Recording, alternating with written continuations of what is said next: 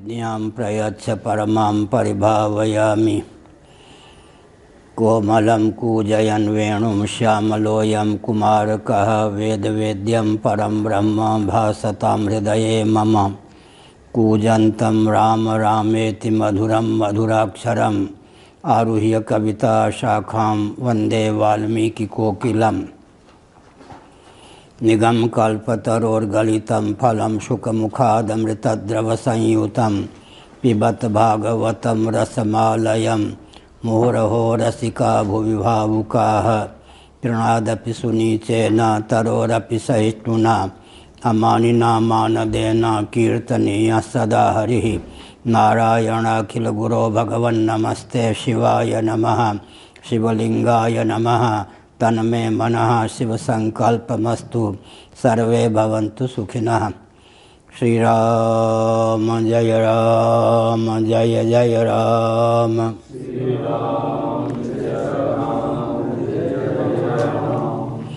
धर्म की अधर्म का प्राणियों में विश्व का गौ माता की गोहत्या भारत सर्वभूत हृदय धर्म सम्राट श्री स्वामी करपात्री जी महाराज की, श्री जगन्नाथ महाप्रभु की, श्री बलभद्र महाप्रभु की, भगवती सुभद्रा देवी की। हर हर महादेव। गोविंद जय जय गोपाल जय जय।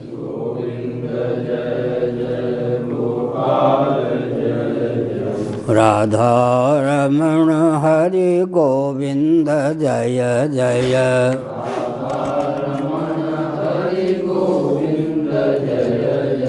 श्री कृष्ण गोविंद हरे मुरारे।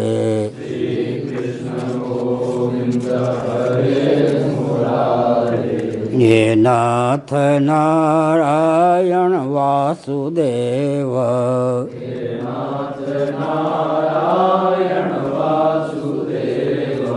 गोविंद जय जय गोपाल जय जय। गोविंद जय जय गोपाल जय जय। राधा रमण हरि गोविंद जय जय। राधा रमण हरि गोविंद जय जय। गोविंद जय जय गोपाल जय जय। गोविंद जय जय गोपाल जय जय। राधा रमण हरि गोविंद जय जय। राधा रमण हरि गोविंद जय जय। श्री वृंदावन विहारी लाल की जय। नमो महादेव्या शंभो शिव शिव शिव शिव शिव शिव नारायण नारायण नारायण।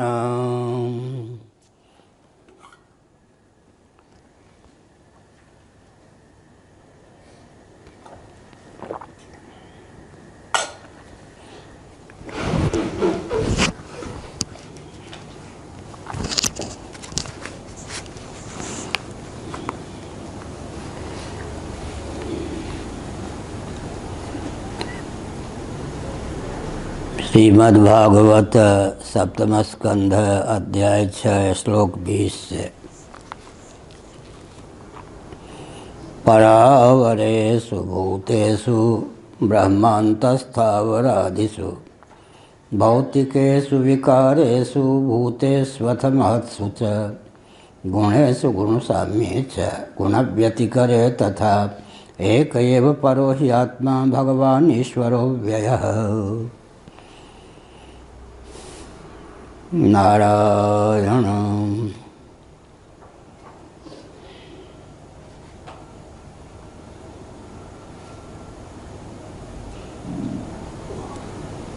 भक्त प्रवर प्रहलाद ने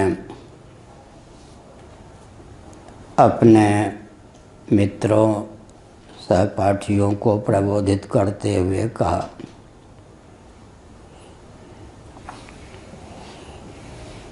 भगवान परात्पर पुरुषोत्तम श्रीमन नारायण सबके आत्मा स्वरूप हैं। उनकी विद्यमानता के कारण ही सबको सत्ता और स्फूर्ति प्राप्त है। ब्रह्मा जी से लेकर स्थावर तृण पर्यंत जितने प्राणी हैं उनमें उनकी विद्यमानता सिद्ध है। जो भी पांच भौतिक कार्य प्रपंच है उनमें भगवान की विद्यमानता सिद्ध है। यहाँ तक कि माया जो त्रिगुणमयी है उसका जो कार्य महत है, महत का कार्य जो अहम है, अहम का कार्य जो अपंचीकृत पंच महाभूत है, सब में भगवान की विद्यमानता है। इसका अर्थ क्या है? भगवान सर्वैश्वर्य संपन्न है, सौंदर्य माधुर्य सौरस्य के निकेत हैं, सबके आश्रय हैं, उद्गम स्थान हैं। भगवान सर्वगत हैं, संपूर्ण प्राणियों के हृदय में विद्यमान प्रत्यगात्मा हैं, सर्वरूप हैं, सर्वातीत हैं। तुलसीदास जी महाभाग ने इस प्रकार के संदर्भ का मंथन करके लिखा, सर्व सर्वगत सर्व उरालय, सर्वरहित सब उर्पुरवासी। बहुत अच्छा है। सर्व सर्वगत सर्व उरालय, सर्वरहित सब उर्पुरवासी। बहुत अच्छा है। भगवान सर्व हैं, सर्वगत हैं, सबके हृदय में अंतरात्मा प्रत्यगात्मा होकर विद्यमान हैं। सच पूछो तो सर्वातीत भी हैं। इतरतः श्रीमद्भागवत के प्रथम स्कंध के प्रथम अध्याय के प्रथम श्लोक में इतरतः कहा। इतरतः का अर्थ ही होता है कि सर्वगत होते हुए, सर्वरूप होते हुए, सर्वांतरात्मा होते हुए भी सर्वातीत हैं। इसका अर्थ वेदांत वेद्य जो भगवत तत्व है वह क्या है? जगत का निमित्त और उपादान कारण दोनों है। हमने इस सत्र में कई बार इस भाव को व्यक्त किया कि सनातन वैदिक जो हम लोग हैं, औपनिषद सिद्धांत को मानने वाले और जानने वाले, हमें कोई उदारता का उपदेश क्या दे सकता है? हमारे उत्कर्ष का हेतु उपनिषद सम्मत ब्रह्म तत्व, भगवत तत्व या आत्म तत्व है। क्योंकि वह स्थावर जंगमात्मक प्रपंच के रूप में व्यक्त है, पंचभूतों के रूप में व्यक्त है, पंच तन्मात्राओं के रूप में व्यक्त है, अहम के रूप में व्यक्त है, महत के रूप में व्यक्त है। अव्यक्त त्रिगुणमयी प्रकृति या माया उसकी शक्ति है। इसका अर्थ है कि सर्वाधिष्ठान सर्वस्वरूप ब्रह्म तत्व है। तो सर्वम खलुदम ब्रह्म वासुदेव सर्वम, सिया राम मैं सब जग जानी। उदारता की पराकाष्ठा तो यही हो सकती है ना। जो परमात्मा को मानते ही नहीं उनका विचार संकीर्ण होगा ही, उनकी मान्यता संकीर्ण होगी ही। परमात्मा को मानते हुए भी जो अपने परमात्मा को जगत का केवल निर्माता निमित्त कारण मानते हैं, उनका दर्शन भी दुर्बल होगा ही, संकीर्णता से युक्त होगा ही। हमारे उत्कर्ष का कारण औपनिषद सिद्धांत के अनुसार जो ईश्वर है, ब्रह्म तत्व है, भगवत तत्व है, जो सर्वाधिष्ठान सर्वरूप है, माया शक्ति के योग से सर्वरूपों में उल्लसित विलसित है, वही सिद्ध है। ईश्वर ही जिसका अनुदार है, उसमें उदारता कहाँ से आ सकती है। जगत का बीज हम भगवान को ही मानते हैं। न्याय सिद्धांत मुक्तावली कार ने न्याय की सीमा में मंगलाचरण की संरचना की।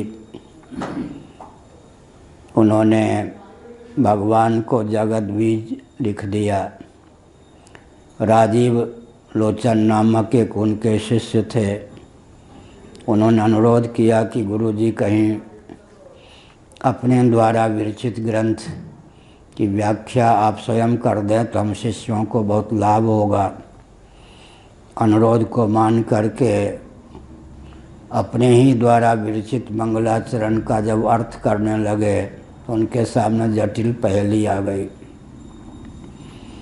मंगलाचरण में उन्होंने लिखा था जगत बीज श्री कृष्ण परमात्मा। वो न्याय और वैशेषिक सिद्धांत की सीमा में जो ईश्वर है वो जगत का निमित्त कारण ही सिद्ध है, उपादान कारण तो सिद्ध नहीं है। तब उनको लिखना पड़ा कि जगत बीज का अर्थ यहाँ उपादान नहीं निमित्त समझना चाहिए।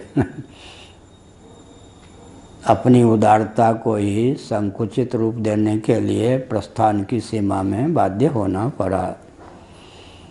तो हमारा भगवत तत्व, ईश्वर तत्व, परमात्मा तत्व ही इतना विशद है कि हम अनुदार नहीं हो सकते। अब इतनी सी बात है कि उदारता यदि मर्यादा की सीमा में है तब सुखप्रद है। मर्यादा की सीमा का अतिक्रमण करके उदारता पिशाच वृत्ति बन जाती है।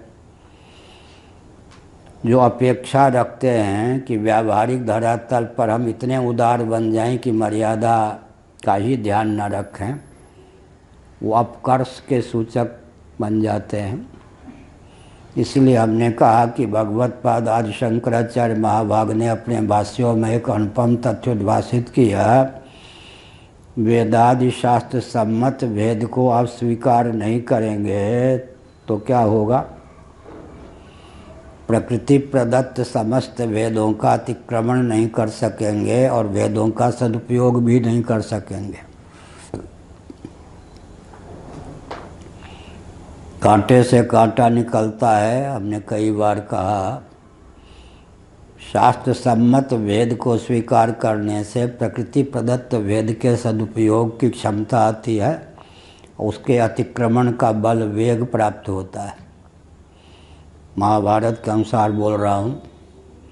पंचभूत शरीराणाम सर्वेषां सदृशात्मनां लोकधर्मे च विशेष करुणम कृतम यथैकत्वं पुनर्यान्ति प्राणिनस्तत्र विस्तरः। तत्र विस्तरः का अर्थ है इस तथ्य का वेदादि शास्त्रों में विस्तार पूर्वक निरूपण किया गया है। अब इससे बढ़िया पूर्व पक्ष क्या प्रस्थापित किया जा सकता है? पंचभूत शरीराणाम नैयायिकों की दृष्टि में, वैशेषिकों की दृष्टि में, सांख्यवादियों की दृष्टि में, शेश्वर सांख्यवादी योगियों की दृष्टि में, वेदांतियों की दृष्टि में हमारे आपके शरीर पांच भौतिक हैं। नैयायिकों की दृष्टि में नहीं हैं, चातुर्भौतिक हैं। उसमें भी चारों भूतों में कार्य कारण भाव नहीं सिद्ध होता। कोई पृथ्वी पार्थिव शरीर है, कोई वारुण शरीर है, कोई तेजस शरीर है, कोई वायव्य शरीर है। लेकिन सांख्य योग वेदांत के अनुसार पंचभूत शरीराणाम, हम सबके शरीर पंच भौतिक हैं। और आत्मा की दृष्टि से भी एकत्व है, क्योंकि चेतन है आत्मा, दृष्टा है, श्रोता है, बनता है। पंचभूत शरीराणाम सर्वेषां सदृशात्मनां लोकधर्मे च विशेषकरणं कृतम्। जब देह की दृष्टि से भी एकत्व है, आत्मा की दृष्टि से भी एकत्व है, तब यह ब्राह्मण या क्षत्रिय या वैश्य या शूद्र या क्या तमाशा है, गोरख धंधा है आजकल की भाषा में कहेंगे। तो इसका उत्तर क्या है? यथैकत्वम पुनर्यान्ति। शास्त्र प्रदत्त ये भेद हैं, मन कल्पित नहीं। ये जो भेद हैं प्रकृति प्रदत्त भेद का हम सदुपयोग कर सकें और सकल भेद भूमियों से अतिक्रांत निर्भेद परमात्मा तत्व तक हमारी गति हो सके, हम परमात्मा स्वरूप निर्भेद होकर ही स्थित रह सकें। इसलिए शास्त्र ने जो भेद को स्थापित किया है उसका आलम्बन लिए बिना प्रकृति प्रदत्त भेद का अतिक्रमण नहीं कर सकते। इस बात को मैं बार बार यूँ कहता हूँ कि अगाध ज्ञान विज्ञान का भंडार है, उसमें गुरु गोविंद ग्रंथ की कृपा से चुनकर आधुनिक धारा में बहने वाले व्यक्ति भी प्रबंधित हो सकें और हमारे सिद्धांत के प्रति आस्थान्वित हो सकें, भावों को व्यक्त करना चाहिए। भेद क्यों मानते हैं? इसलिए मानते हैं कि प्रकृति प्रदत्त भेद का हम सदुपयोग कर सकें और अतिक्रमण कर सकें। शास्त्र सम्मत भेद को स्वीकार करने पर दो लाभ है, भेद का सदुपयोग और भेद का अतिक्रमण। नहीं मानेंगे हम तो मत मानिए, आपको अभिशाप प्राप्त है। क्या अभिशाप प्राप्त है कि आप भेद का सदुपयोग नहीं कर सकते, भेद का अतिक्रमण नहीं कर सकते। अब यहाँ पर पूरे विश्व के जितने भौतिकवादी हैं नतमस्तक हो जाएंगे, मौन हो जाएंगे, स्वीकार कर लेंगे। हमने एक दिन पहले कहा था, विद्यारण्य स्वामी जी पंचदशी कार ने एक अनुपम तथ्य उद्भाषित किया, सत्पुरुषों को शाप देने की क्या आवश्यकता है? सिद्धांत को मानो तो सिद्धांत वरदान हो जाता है, न मानो तो अपने आप शाप हो जाता है। पृथक से शाप देने की क्या आवश्यकता है?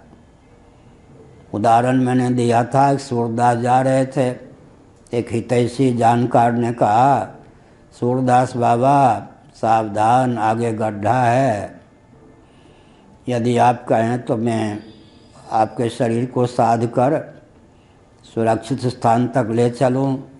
सूरदास बाबा ने कहे, हम गिरे मरे से तुम्हारा क्या मतलब? उन्होंने कहा, अच्छा बाबा हमारी बात मत सुनो। सूरदास बाबा गड्ढे में गिर पड़े। अगर मान लेते तो वरदान, न माना तो शाप। प्रियम रोत्स्यति, बृहदारण्यक उपनिषद ने कहा, प्यारे प्यारे व्यक्ति, प्यारी प्यारी वस्तु इकट्ठे करो, इनमें राग करो। जिसमें राग करोगे, जिसको प्रिय मानोगे, वो तुम्हें रुलाएंगे। फिर शास्त्र के सिद्धांत को हम मान लेंगे तो क्या होगा? रोने से, दुख पाने से बच जाएंगे। नहीं मानेंगे तो रोना पड़ेगा। शास्त्र सम्मत और संतों के द्वारा जो तथ्य उद्भाषित किया जाता है उसको मान लेने पर वो वरदान हो जाता है, ना माने तो अपने आप शाप हो जाता है। क्या पृथक से शाप देने की क्या आवश्यकता? तो भौतिकवादी तो स्वतः अभिशप्त हैं। स्वतः अभिशप्त क्यों हैं? उनको दो अभिशाप प्राप्त है। पहला अभिशाप क्या प्राप्त है? आप वेद भूमियों का सदुपयोग नहीं कर सकते। दूसरा अभिशाप क्या प्राप्त है? आप भेद से अतिक्रांत जीवन नहीं प्राप्त कर सकते।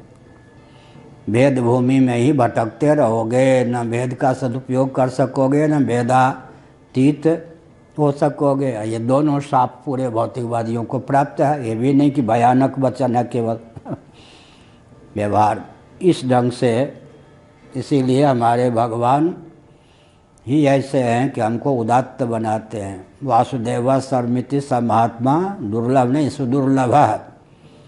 ऐसे महात्मा सुदुर्लभ हैं जिनकी यह निष्ठा है कि सर्व रूपों में भगवान ही उल्लसित हैं। तत्र को मोह का शोक एकत्व अनुपश्यतः ईशावास्योपनिषद। शोक मोह से अतिक्रांत होते हैं एकत्वदर्शी।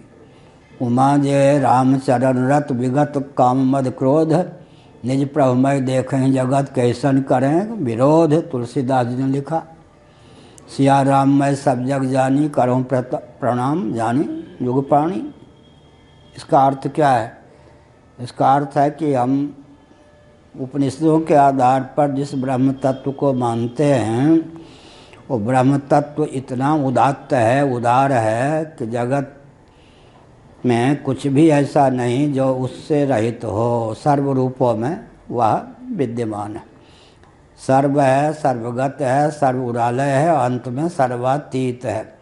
सर्वातीत होता हुआ, सर्वाधिष्ठान होता हुआ, सर्वगत होता हुआ, सर्व हृदयों में प्रत्येगात्मा अंतरात्मा होकर विद्यमान होता हुआ सर्व रूपों में वही उल्लसित विलसित है। आगे क्या कहा? एक परो ही आत्मा भगवान ईश्वरो व्ययः। भगवान सर्वथा अव्यय हैं, ईश्वर हैं। ईश्वर माने ईशन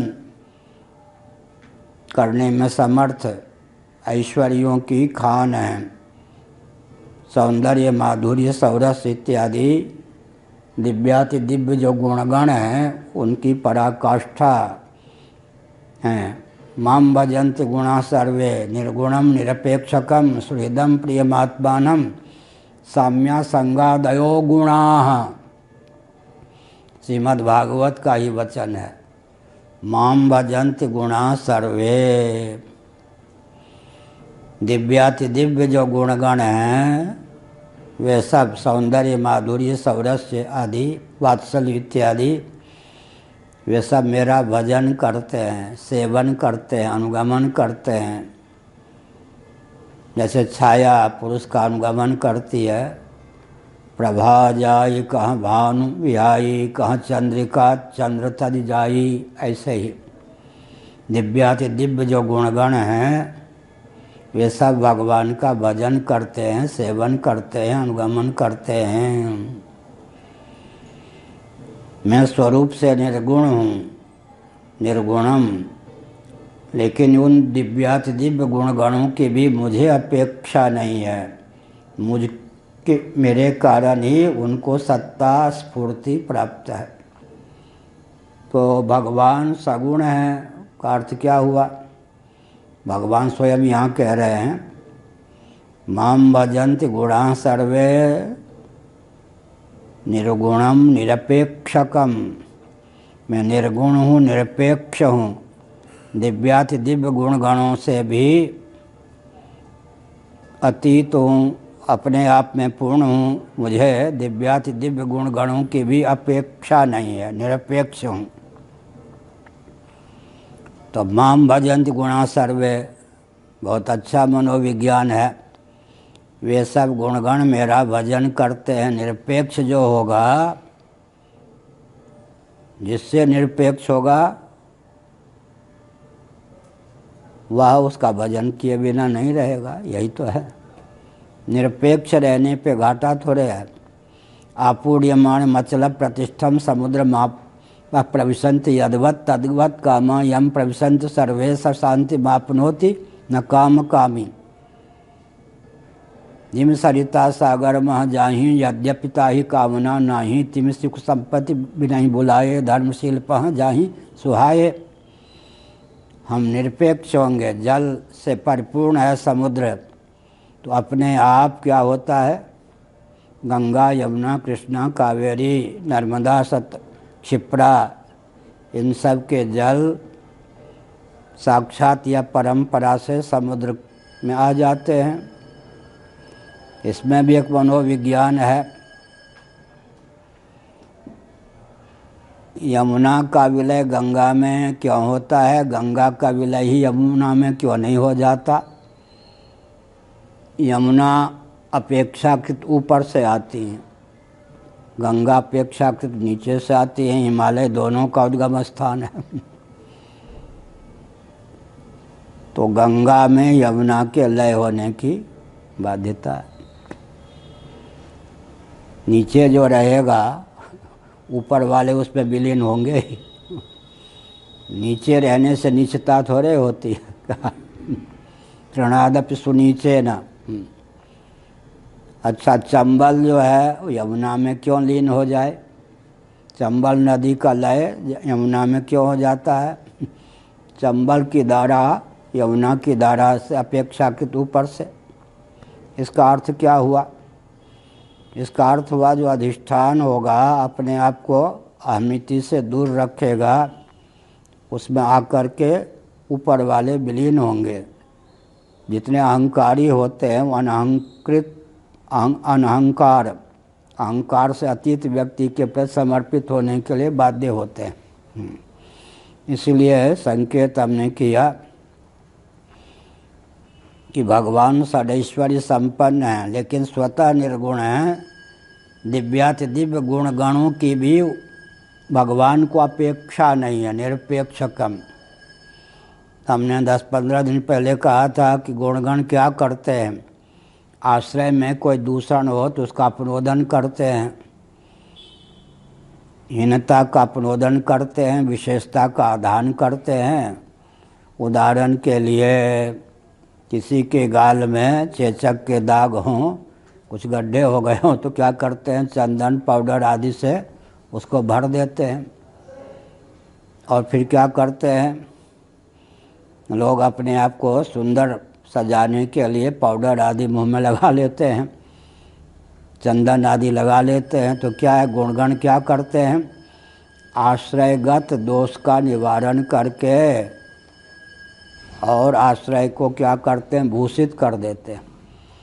तो भगवान ऐसे हैं, जब कोई दोष हो तब तो गुणगण क्या करें? भगवान के उस दोष का निवारण करने में अपने आप को प्रयुक्त और विनियुक्त करें। भगवान में सुंदरता आदि की न्यूनता हो तो गुणगण उनको क्या करें?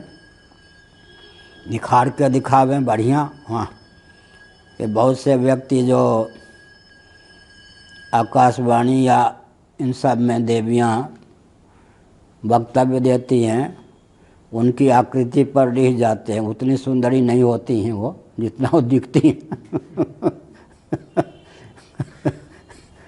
तो इसका अर्थ क्या हुआ? इसका अर्थ क्या हुआ? इसका अर्थ ये हुआ कि गुण गणों के कारण आरोपित श्रृंगार की सामग्री के कारण जो सौंदर्य है वो अध्यारोपित है ना। एक बहुत विचित्र बात है, चंदन भी लगाइए, चंदन तो बहुत बढ़िया चीज़ है, लेकिन स्नान करते समय फिर चंदन को भी धोना ही पड़ेगा। अच्छा, भगवान को शुद्धोदक से फिर स्नान कराना पड़ेगा।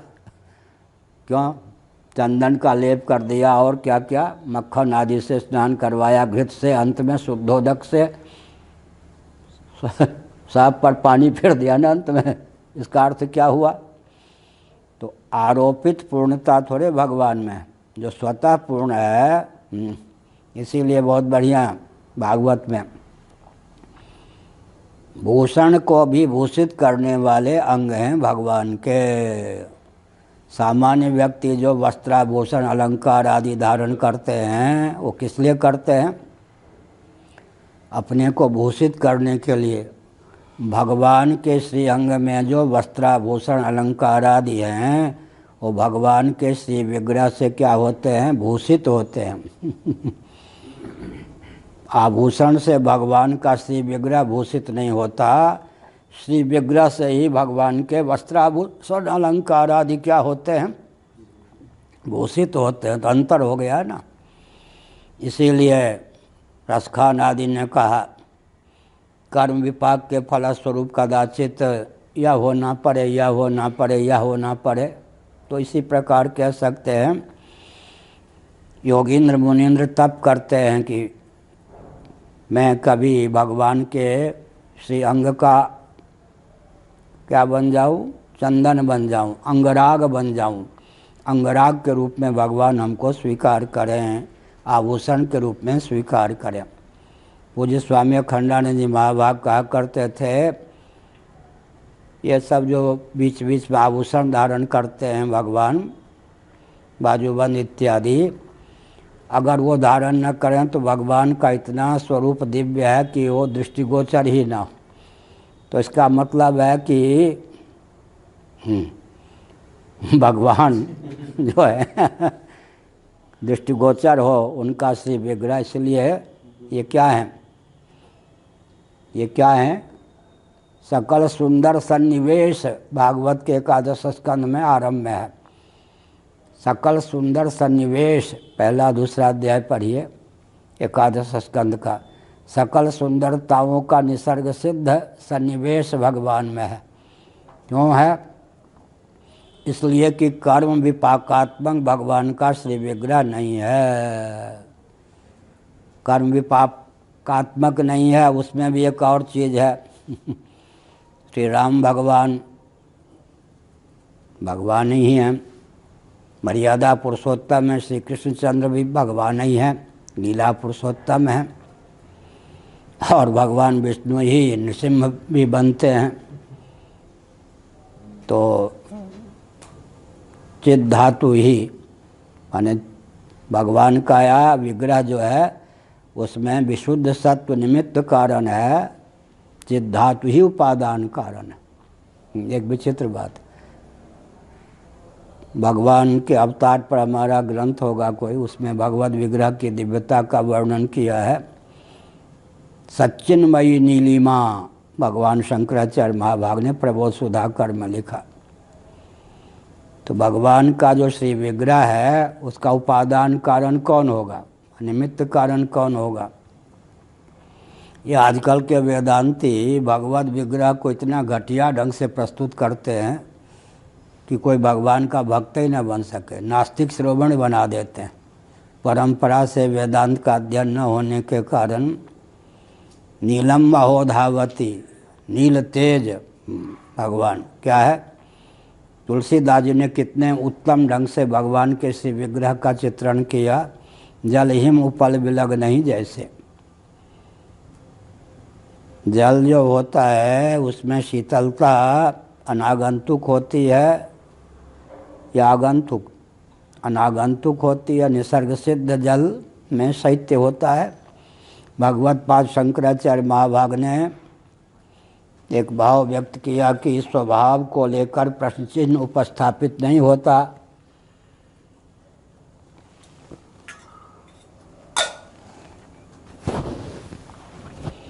तो जल शीतल क्यों है, कोई प्रश्न करता है क्या?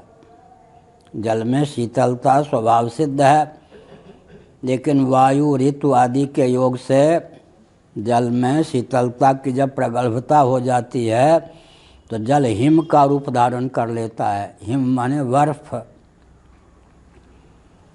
जब हिम का रूप धारण कर लेता है तो हिम का निमित्त कारण कौन हुआ, उपादान कारण कौन हुआ? उपादान कारण कौन हुआ? जल ही हुआ।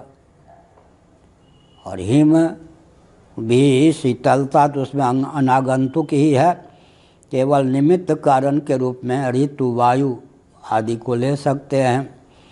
इसी प्रकार से भगवत विग्रह का उपादान तो चिद धातु ही है।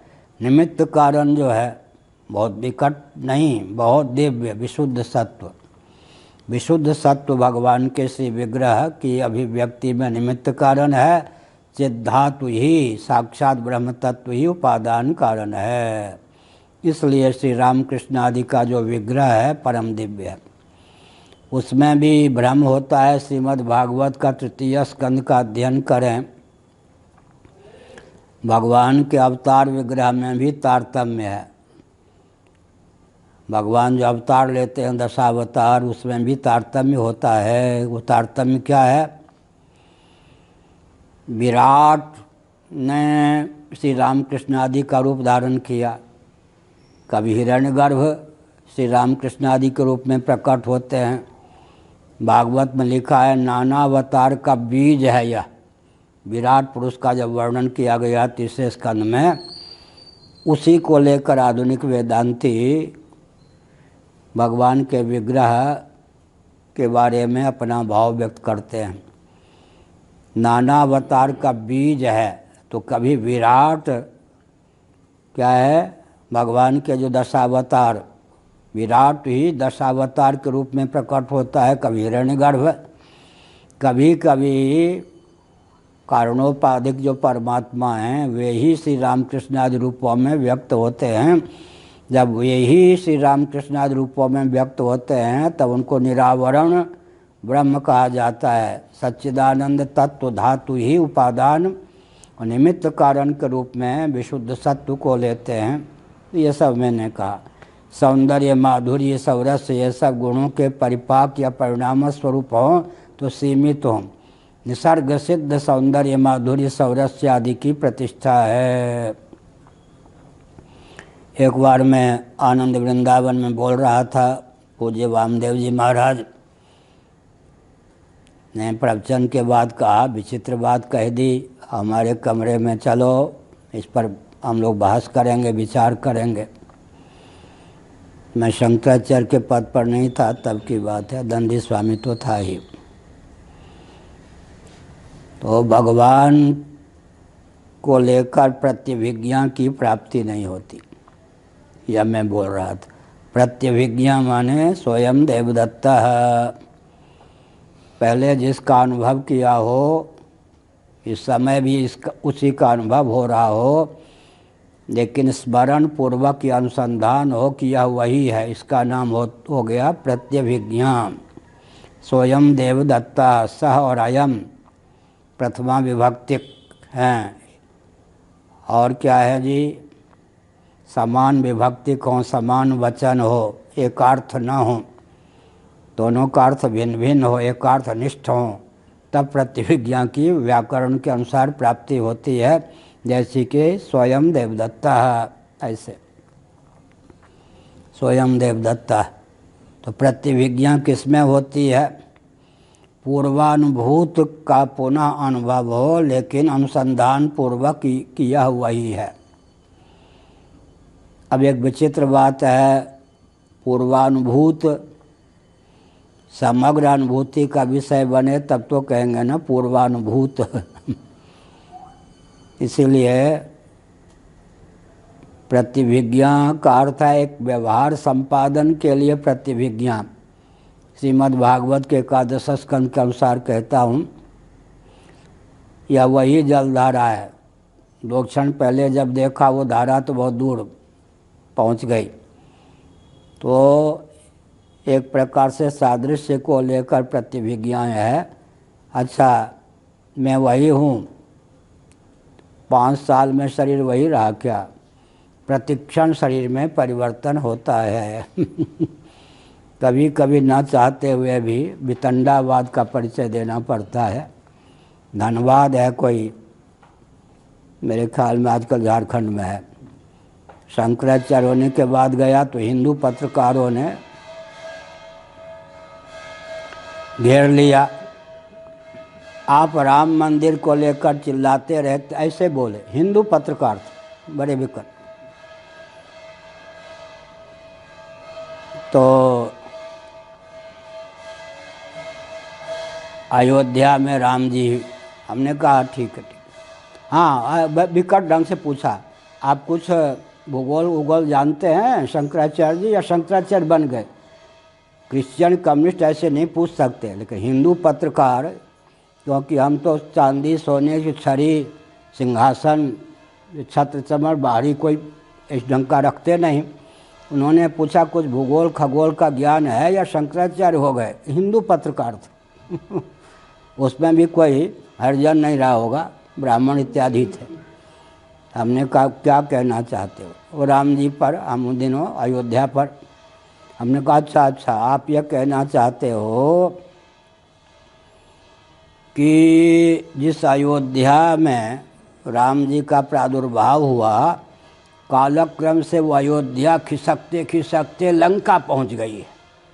अरे महाराज, आप भूगोल के बहुत ऊंचे जानकार हैं। हमने कहा ठीक, आपने हमको मान लिया ना भूगोल के जानकार। अब हमने कहा गाली मत समझना। 25 साल का था वो पत्रकार, मुझे क्या मालूम। हमने कहा 25 साल के हो, 25 साल पहले जिस माता के गर्भ से तुम उत्पन्न हुए वो माता वही माता रह गई या लुढ़कते पुढ़कते कुछ हो गई। फिर हमने कहा कि 3 साल पहले आपका विवाह हुआ, दैवयोग से 3 साल पहले विवाह हुआ था। हमारे मुँह से सरस्वती बोल पड़ी। वो पत्नी लुढ़कती पुढ़कती भौगोलिक रासायनिक परिवर्तन के अनुसार क्या पता कुछ और ही हो गई हो। अरे महाराज गाली दे रहे। हमने कहा तुम अयोध्या को लंका सिद्ध करना चाहते हो तो हम कैसे नहीं कहेंगे तुम्हारी पत्नी पत्नी रह गई क्या 3 साल में। जो भगे फिर कहीं कहीं फिर इस हथकंडे का भी आलम्बा लेना पड़ता है। इसका मतलब अरे प्रतिक्षण शरीर में परिवर्तन होता है, लेकिन फिर भी ये वही देवदत्त हैं, यही यज्ञदत्त हैं, कैसा कहा जाता है। लेकिन भगवान के विग्रह को लेकर प्रतिभिज्ञा की प्राप्ति क्यों नहीं होती? समग्र अनुभूति का विषय हो तब तो फिर उसका स्मरण हो और पुनः उसी रूप में दर्शन हो, तब प्रतिभिज्ञा की प्राप्ति होगी। भगवान का श्री विग्रह जो है कर्म फलात्मक नहीं है, इसलिए इतना ही सौंदर्य, इतना माधुर्य, इतना सौरस ये नहीं कोई कह सकता। बहुत बढ़िया हमारे पूज्य गुरुदेव कहा करते थे,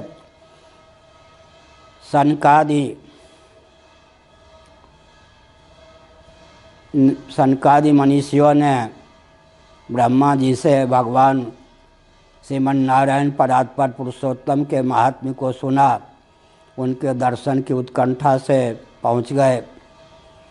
भगवान अंतर्यामी ठहरे। मैंने कहा था कि भगवान क्षत्रिय कहाँ हैं? भगवान विष्णु जो हैं क्षत्रिय कहाँ हैं? राम जी तो क्षत्रिय हैं, भगवान विष्णु के अवतार। श्री कृष्ण भगवान क्षत्रिय हैं, भगवान राम क्षत्रिय हैं, विष्णु भगवान कहाँ क्षत्रिय? हिरण्यगर्भ से वर्ण व्यवस्था की प्राप्ति होती है ना। हिरण्यगर्भ जीव माने जाते हैं, भगवान तो जीव नहीं है।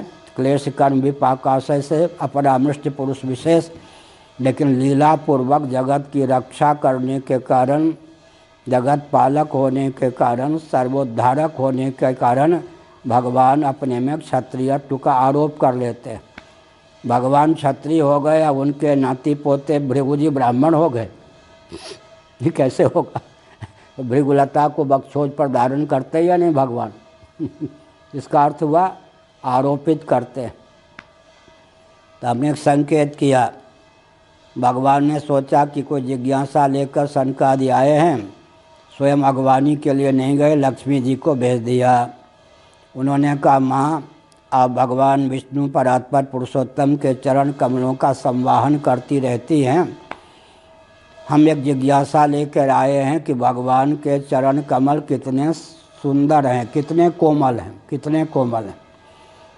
लक्ष्मी जी ने कहा अच्छा रुकिए, एक बार फिर चरण टटोल के देखूं। 1 घंटे 2 घंटे सनकादि खड़े रहे, लक्ष्मी जी नहीं आई।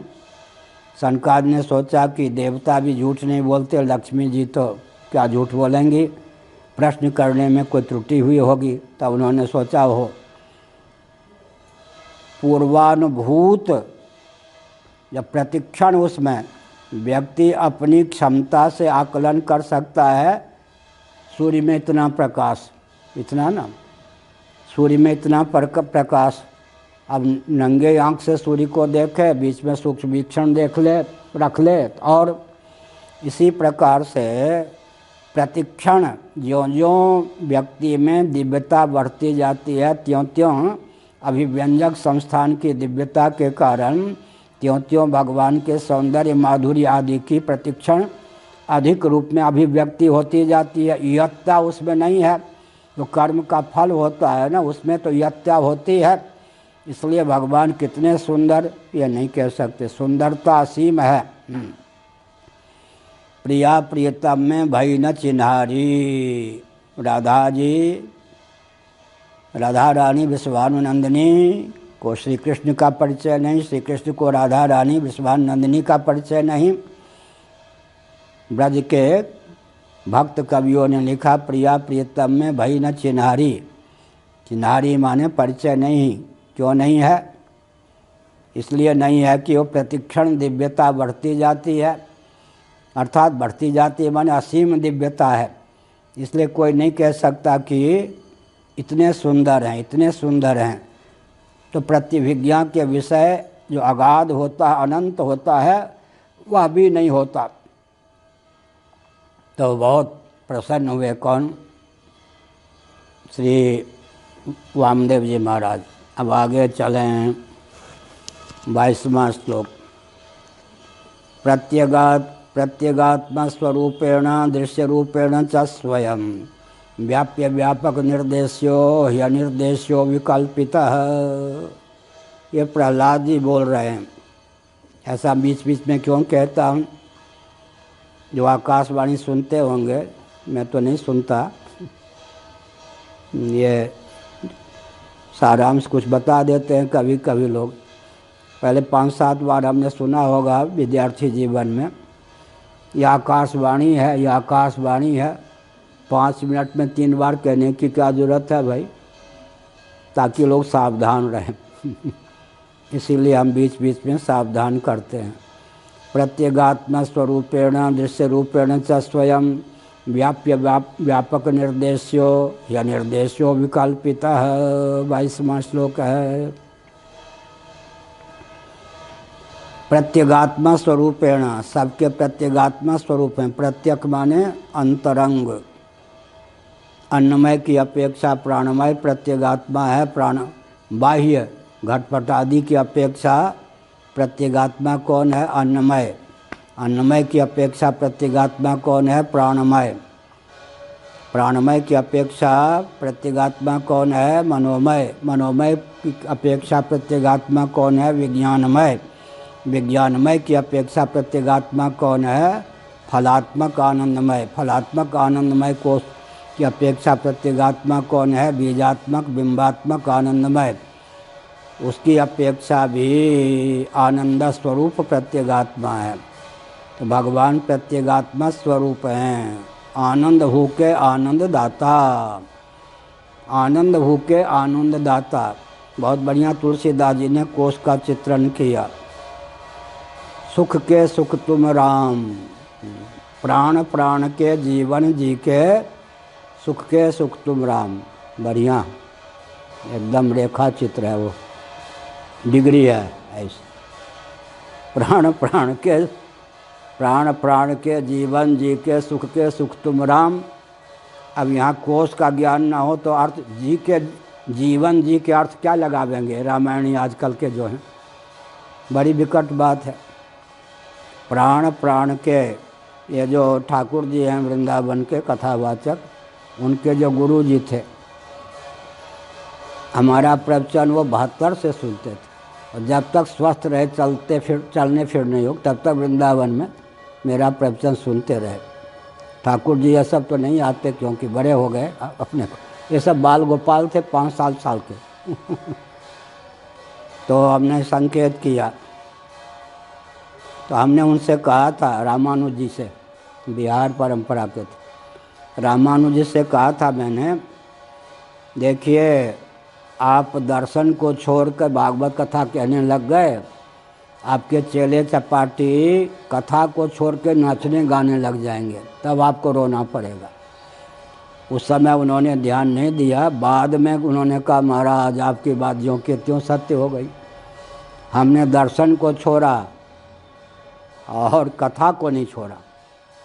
अब हमारे चेले चपाटी कथा को भी छोड़ के नाचने गाने लग गए। इसीलिए हमने कहा भगवान कौन है? प्रत्यगात्मा स्वरूपेण, सबके प्रत्यगात्मा स्वरूप। अब हमने क्या कहा था अभी? प्राण के, प्राणस्य प्राणः, भगवान प्राण के भी प्राण हैं। प्राण के जीवन जी के का अर्थ क्या होगा? जीवन का अर्थ 2 कोश को लेकर एक कर दिया तुलसीदास जी ने। मन के भी मन हैं, बुद्धि के भी बुद्धि हैं।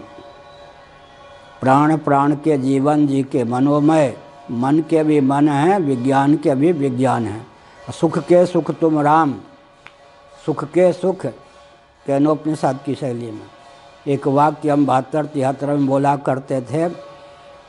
जन्म के बाद नामकरण होता है, भगवान तो आज हैं तो उनका नाम क्या होगा, तो यदवच्छिन्न चैतन्य होता है, तन नामक होता है। बहुत साल बाद ये वाक्य याद आया, 72-73 आदि में हम कहा करते थे। केनोपनिषद के अनुसार ये वाक्य हमने बनाया था गुरुओं की कृपा से। केने सितम प्रेषितम पतति मनः मनसो मनः, यदवच्छिन्न चैतन्य होता है, तन नामक होता है।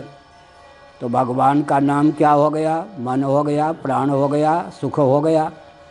यदवच्छिन्न चैतन्य, पहले होगा कौन, संबंध विभक्ति घटित शब्द, बाद में कौन होगा, प्रथमा विभक्ति घटित शब्द।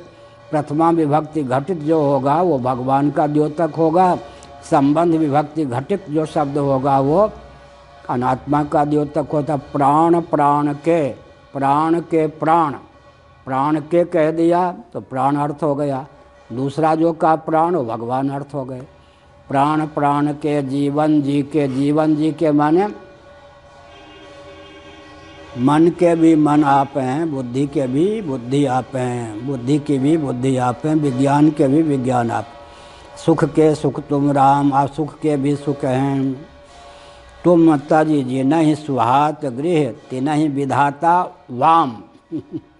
आपको छोड़कर जो घर में ही रचे पचे हैं, भाग्य के मारे हुए हैं, तुलसीदास जी की दृष्टि में।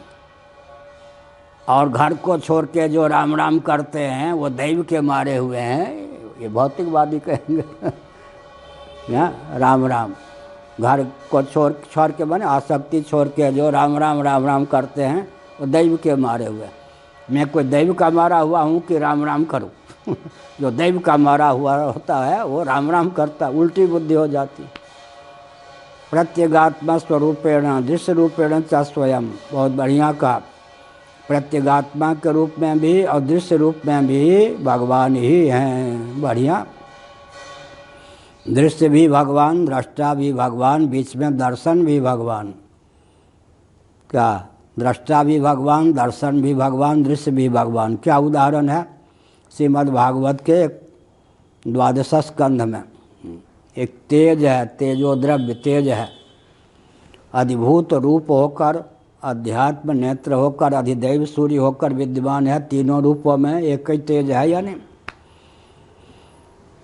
रूप की सिद्धि तेज के बिना नहीं, तेज और रूप के बिना भी तेज की सिद्धि होती है। नेत्र की सिद्धि तेज के बिना नहीं, और पवन की सिद्धि नींद के बिना भी हो जाती है। एकदम ऐसे करके, हाँ, तटस्थ होके सुनते ये लोग, श्रोता नहीं है, तटस्थ होके। ये कथा जो हो रही है हाँ, इनके लिए नहीं, ये तो एक्सीडेंटल श्रोता है। I am accidental Hindu. Accidental लिहाज में श्रोता है, सचमुच में श्रोता नहीं। थकान मिटाने के लिए भी बढ़िया है प्रवचन, सुनते सुनते नींद आ जाए तो बढ़िया है, कैप्सूल खाने की ज़रूरत ना हो। तो क्या हमने कहा, भगवान कौन है? प्राण प्राण के, तो प्रत्यगात्मा स्वरूपेण दृश्य रूपेण च स्वयं, स्वयं स्वयं स्वयं को एक दिन बताया था, स्वयंभू, फिर स्वयं। स्वयंभू कौन हो गए? ब्रह्मा जी। उनसे ऊपर कौन हो गए? स्वयं। स्वयं अहम त्वम, पंचदशी अहम त्वम आदि में जो अनुगत हो, इदम अहम त्वम, इन तीनों में जो अनुगत हो वो कौन हो गया? स्वयं। देखो यह दरी स्वयं थोड़े उठ खिसक सकती है, हो गया ना, इदम को लेकर भी। तुम स्वयं इस काम को क्यों नहीं कर लेते? अच्छा रहने दो, मैं स्वयं इस काम को कर लूँगा। तो अहम और आत्मा में अंतर बताया पंचदशीकार ने। अहम के साथ भी स्व लग जाता है, इदम के साथ भी लग जाता है, अहम के साथ भी लग जाता है, इदम के साथ भी, त्वम के साथ भी लग जाता है। इसीलिए स्व बहुत उत्कृष्ट पदार्थ है।